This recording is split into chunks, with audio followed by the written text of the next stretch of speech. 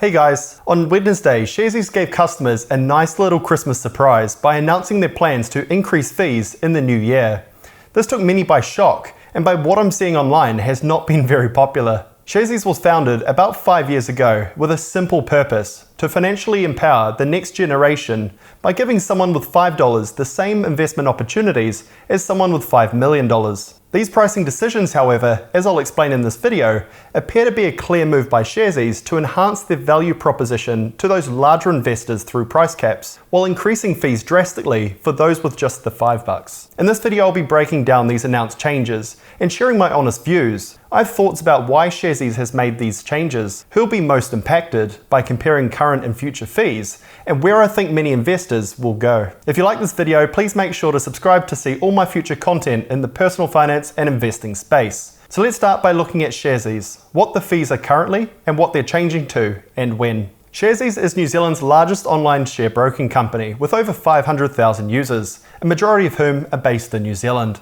They offer access to the New Zealand, Australian and American stock markets with an easy-to-use app and use of simple everyday terminology to make the share market accessible to everyone. Prior to April 2021, Sharesies primarily charged users a subscription fee, currency exchange fee, and transaction fees. As you can see here, the subscription fee ranged from $1.50 to $3 a month, depending on the amount invested, and the currency fee was a flat 0.4%, and transaction fees only applied to the buying and selling of company stock. After April 2021, and up until today, Sharesies has streamlined their fee structure to eliminate the subscription fee, but started charging transaction fees on the purchase and sale of ETFs, such as those offered by the ever-popular SmartShares. This made the fee structure easier to understand, and smaller investors weren't penalised by the subscription fee, which mathematically disadvantaged those smaller investors. From January 31st, 2023, Sharesies will be completely changing their fee structure. The announced changes are pretty comprehensive, so I'll be discussing each fee in detail, starting with the transaction fee. Currently, you pay 0.5% for buy and sell trades under $3,000. Amounts greater than this are charged at a further 0.1%. Moving forwards, however, the transaction fee will be increasing nearly fourfold to 1.9%. They'll be capping the fee at $5 for the US market, $15 for the Australian market, and $25 for the New Zealand market, as you can see here. For example, if I purchase some New Zealand shares, I'll be charged a maximum $25 transaction fee. I've taken a look at the numbers, and it is clear that on one hand,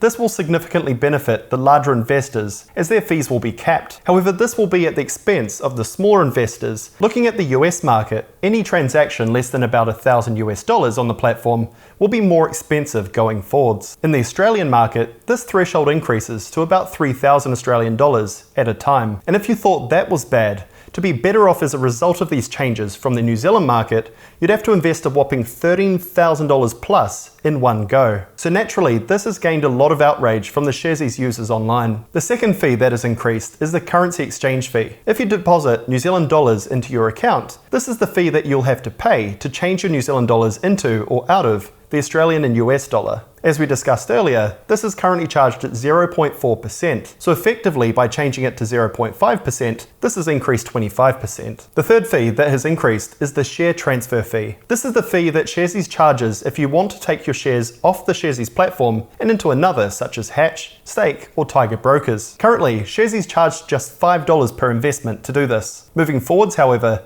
this will increase threefold to $15. The fourth fee is a new one called the account closure fee. Sharesies will charge $15 to anyone that hasn't complied with their AML/CFT obligations or has committed inappropriate behaviour on the platform. I've read a lot of incorrect feedback about this particular fee online, likely due to its name. From my understanding, it sounds as though this fee is for exceptional cases only. All financial institutions must take their obligations under the AML/CFT Act very seriously, so a fee such as this is entirely understandable to deter the misuse. I saved the most impactful change for last, and that is the launch of Sharesies monthly plans.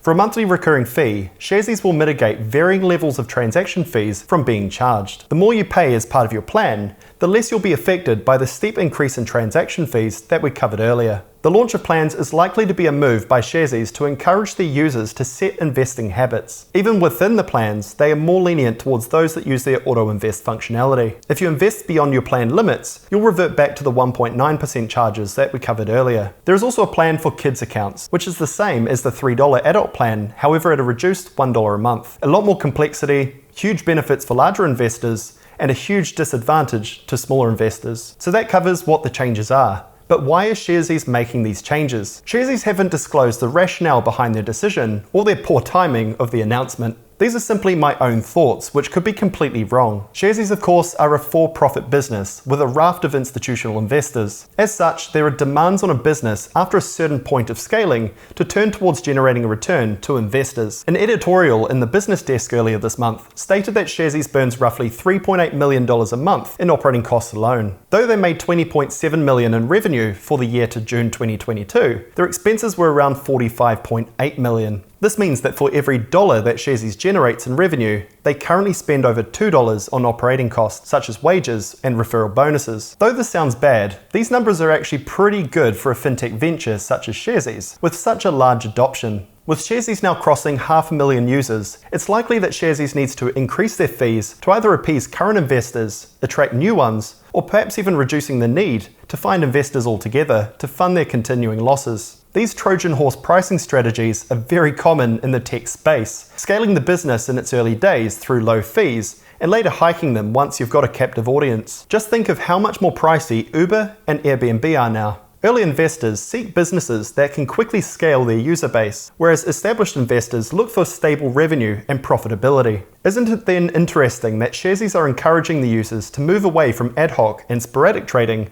towards the stability of auto-investing and subscription plans? Exchanges make money when the market swings, buy on the way up and sell on the way down. So there's a very real chance that Sharesies have made these changes to bring more stability to its potentially seasonal revenue. The other consideration, of course, is that Pareto's rule could be at play. Sharesies, under its current structure, make very little on smaller trades, which I would guess make up at least 80% of the trades on the platform, despite taking the same amount of resource to deliver as a larger trade. By increasing the fees drastically for these smaller trades, it better aligns the fees with the cost of servicing these customers and achieves this result at scale across 80% of the trades. Capping the fees paid by the larger investors may also attract a greater volume of these trades through the platform, undercutting competitors, while these customers, despite being low in number, contribute to revenue in a greater proportion given their larger trade sizes. Let's now discuss who will benefit from these fee changes. To evaluate this, we need to look at it from a few angles. For those that invest a little and infrequently, they'll be worse off, as a plan only works for those that invest regularly, and the smaller transactions will generate the highest increase in transactional fees. For those that invest a lot and infrequently,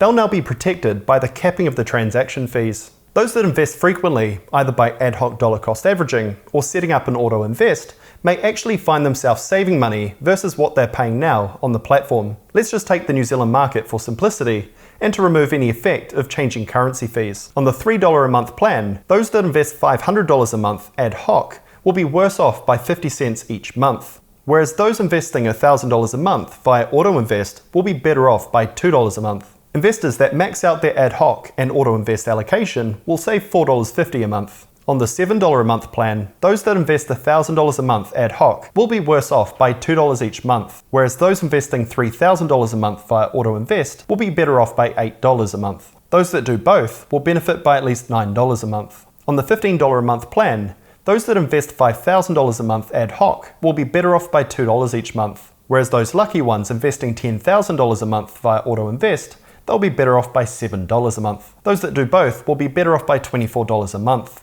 So as you can see, as compared to the current fee structure, those who will benefit either invest a lot and infrequently, or those that have set up an auto invest with over about $600 a month. So that is a retrospective way to evaluate these changes by comparing to what the fees are currently. If instead we consider the best option moving forwards, you're better off on the $3 plan if you invest at least $157 a month, the $7 plan if you invest at least $368 a month, and the $15 plan if you invest at least $789 a month. Now let's explore other options in the market. In the New Zealand market, there are very few competitors. Hatch, Stake, and Tiger Brokers all don't offer access, so Sharesies has a clear advantage here. Compared to ASB Securities and Jarden Direct, even with the new pricing, Sharesies remains competitive with their proportional fee structure. Moving over to the US shares, Sharesies compares themselves with ASB, Hatch and Jarden. Sharesies of course omitted other brokers such as Stake and Tiger Brokers here. As you can see, Hatch is the only real competitor and is better for transaction amounts above $200 US. For Australian shares, Sharesies has compared themselves with ASB and Jarden, who priced themselves well outside the market. Tiger Brokers would have been good to include here, as they too offer access to the Australian market. So if you're looking for other options, definitely check out Hatch, Stake, Tiger Brokers and IBKM for access to the Australian and American markets. For the New Zealand market, your options are much more limited. However, for funds, you could explore the likes of Kernel and InvestNow, which have some great options available with a much simpler pricing structure. So to conclude, Sharesies are bringing out perhaps their largest change in user fees since their launch. With around 10% of New Zealand's population now using the platform, these changes will have a large impact on the New Zealand investment landscape. If you found this video useful, please make sure to give it a like down below and subscribe to my channel to see more content just like this in the personal finance and investing space. Thanks for watching, and I look forward to catching you on the next one. Cheers.